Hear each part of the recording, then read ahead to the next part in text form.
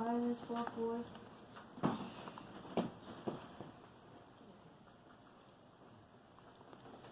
equals 1/4.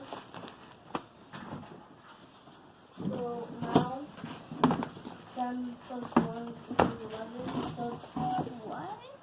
11 and 1/4.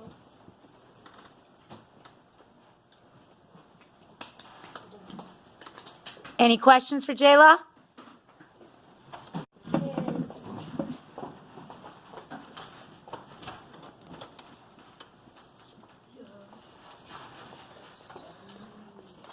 So basically, I multiplied 5 times 2, that gave me 10, and I multiplied 5, multiplied 5 times 1, and that gave me 5/4. And I saw that this was an improper fraction, so I gotta do 5/4 minus 4/4 to 1, which equals 1/4. And now I gotta add the 10 plus 1, and that equals 11. And 1.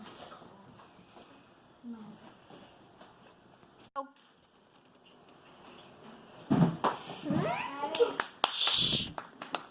I added 2 plus 2 plus 2 plus 2 plus 2. And that gave me 10 wholes. And 1/4 plus 1/4 plus 1/4 plus 1/4. That equals me 6/4. And that equals 1/4. 1 whole and 1/4. And 10 wholes plus 1 whole and 1/4 equals 11 and 1/4. All right, round of applause. So basically, what I did was when I looked at the problem, the first thing I did was multiply the two whole numbers that gave me 10. And if you multiply 1 plus 5 times, it'll give you 5x. But since this is a math fraction, I turned it into 11 1/5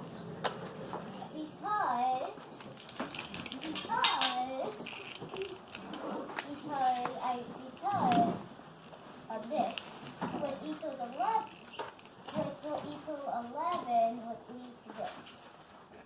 And that. All right, what do we do? Hey everybody, it's Miss A and I'm here with a YouTube video on a recap of instruction. We are talking about multiplication of whole numbers and fractions. So in 4th grade, our focus is only multiplying fractions times whole numbers. We do not do fractions times fractions. So that's a good thing in a way that it's just focused on one area. So let me go ahead and show our first problem here. So we started off with learning about how we can use unit fractions to help us. So if I have a problem where, let's say, Dave used 1/6 cup of ice cream for his ice cream sundaes, and he has 4 friends he needs to make sundaes for, that would end up being 1/6 times 4. And you see how the 1/6 is a fraction, and the 4 I do big because it's a whole number. Now, one of the strategies that the kids were taught was definitely repeated addition, which can be used. It's not the most efficient way to work, but it definitely is a way to arrive at an answer. So if I have 1/6 times 4, that means I have 1/6, it's like groups, 1/6 4 times.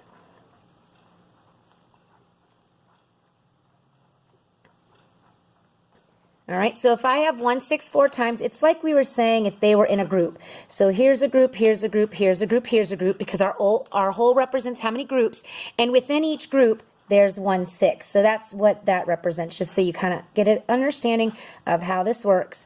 And then once we do that, the good thing about adding and subtracting of fractions, as long as the denominator is the same, the denominator stays the same, and you just add your numerators.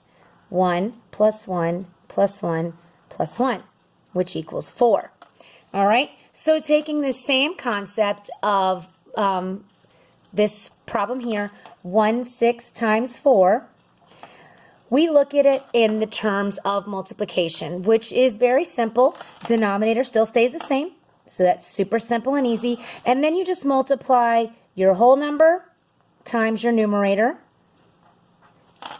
1 times 4 is 4, and that's my new numerator. So you see we arrive at the same answer using either strategy works. All right, so that also applies if you have other fractions. For example, let's say 3/7. Miss Angelo asked the students to collect all the, or to make groups of 3/7. We were able to make 9 groups. So they took my fraction manipulatives and they made these groups of 3/7. So within each group, 1, 2, 3, 4, 5, 6, 7, 8, 9. Within these groups, each one has 3/7. They were able to make the full 3/7 that I wanted. So this would be like a word problem that we would have. Now, I can go ahead and add all these together in my groups, and this, we could use repeated addition. It will take us a little bit longer to do this, but I can't, oh, that's equals. My denominator stays the same, so that's super simple. And then I just add my 3's. 3 plus 3 is 6, plus 3 is 9, plus 3 is 12, plus 3 is 15, plus 3 is 18, plus 3 is 21, plus 3 is 24, plus 3 is 27. Now, when we come to an answer like this, there's a possibility this could be the answer on the test. But if a student arrives, or if you arrive at this answer and it is not there, you do have to look into renaming. So I'll put a little renaming help in here again. I know I have a whole video on it, but let me just include it in here. So if we come to a, well, let's spell it right. Rename. It helps if I spell it right. If I have 27/7, what that means is that I need to figure out how many whole groups of 7 I can pull out. So, and since my denominator always has to match, it has to be 7/7, and I circle it, and that represents one whole, and that equals 27. And it's still a fraction greater than 1, so I'm going to subtract out another 7/7. That's 2 wholes. That's 13/7. Still a fraction greater than 1. Let me do it again. 7/7, take it out, circle it. That's 3 wholes. That's 6/7. This is now a fraction. It's less than 1, so I can stop there. So that becomes my fractional component of my mixed number. And then I just look at my wholes, and oops, it helps if I write the right number there. 6/7, and then I look at my wholes. That's 3 6/7. So that's something that I may have to do if I come to a problem and I can't find my fraction greater than 1 as a possible answer. Now, fraction greater than 1 can be an answer, so just look at both of them. If you see it there, great, you don't have to rename, but if it's not there, you do have to rename. All right, so now I want to change this. Oh, not that page. I'm going to change this to what we worked on today. So we're going to, just like we did in class, we're going to cross out that fractions part because we still did multiplication of whole numbers, and today was mixed numbers. And I had a really great little clip that I put on Twitter today of my students teaching the strategies. I let them just work on it. I walked around and I found a couple of students, because sometimes kids hear it better from other people.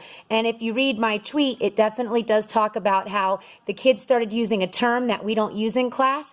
And I keep saying fractions greater than 1, but yet that term just caught on that I don't use, and they used it because one of their friends used it. So sometimes learning from our friends is better, and I'm just there to kind of facilitate.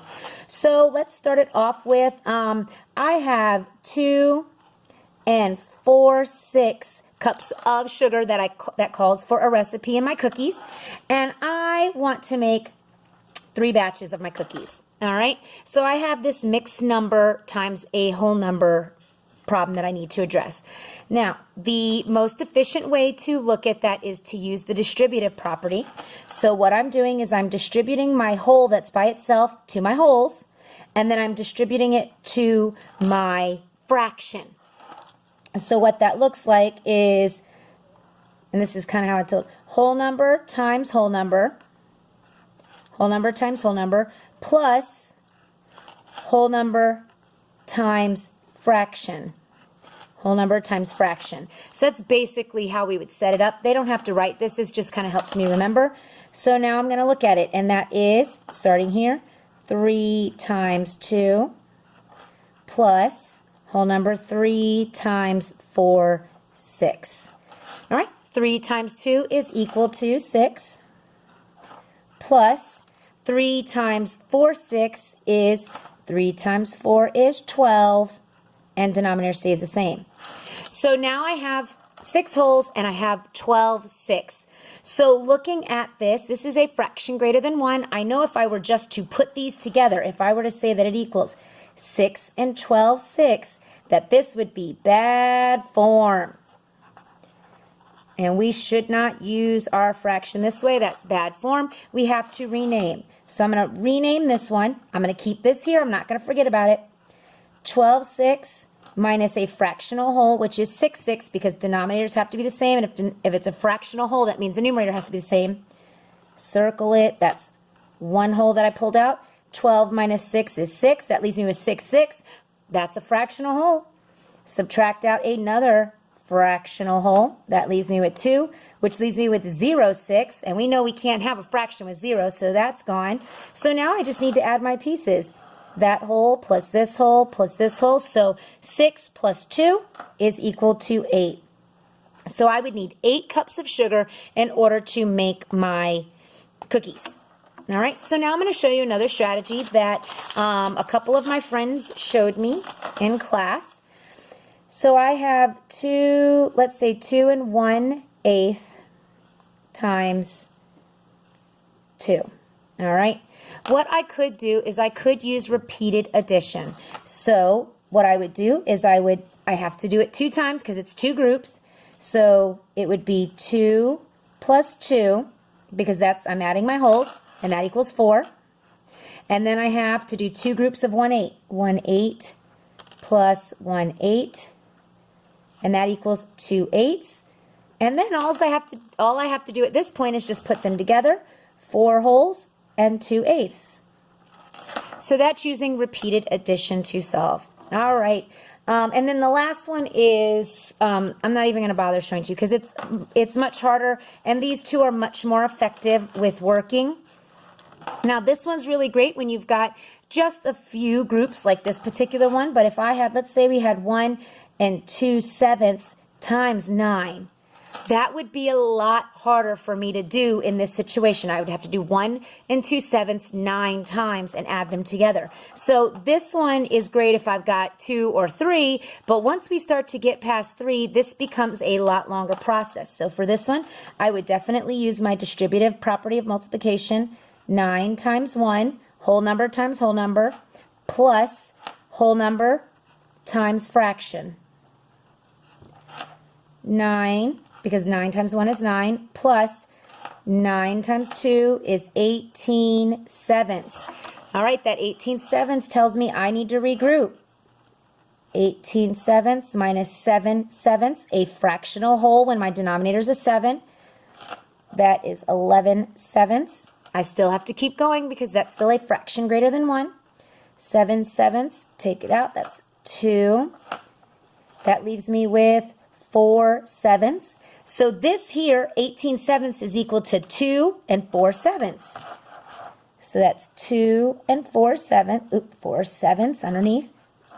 And I just need to bring down this 9 that I had from earlier. I don't forget about it. That's the step that we keep forgetting. And so 9 plus 2 is 11 4/7. All right, here's the extra credit. You see, extra credit.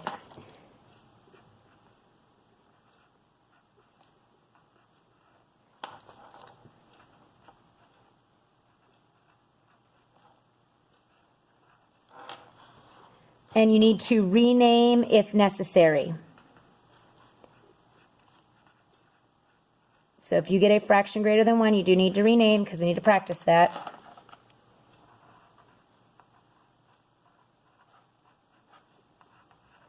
All right, thanks for watching, everybody. I hope this video helps.